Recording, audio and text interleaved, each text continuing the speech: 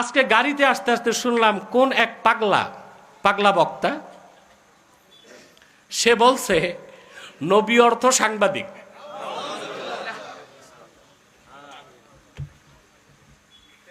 আমি কঠোর কোনো ফতুয়া দিচ্ছি না, কারণ আমাকে ভিডিও দেখতে হবে।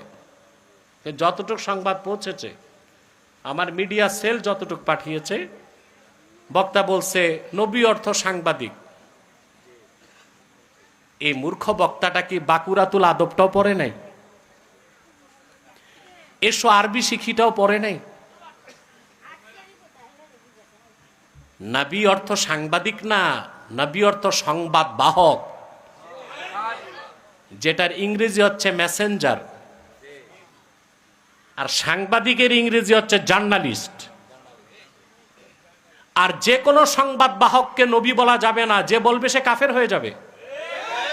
আল্লাহর পক্ষ থেকে যারা সংবাদ বহন করে উম্মতের কাছে আনতেন, তাদেরকে বলা হতো নবী।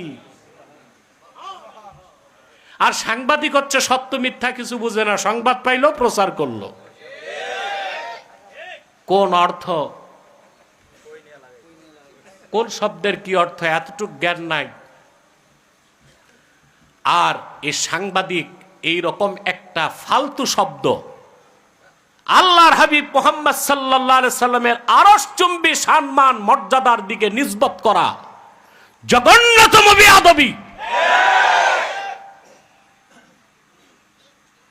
তার তওবা করা উচিত, বক্তব্য প্রত্যাহার করা উচিত। পড়া নাই, লেখা নাই, তাফসীরের কোনো জ্ঞান নাই, হাদিসের কোনো জ্ঞান নাই, আরবি লুগাতের কোনো জ্ঞান নাই, বাস স্টেজে উঠলো আর যা খুশি তা বলল।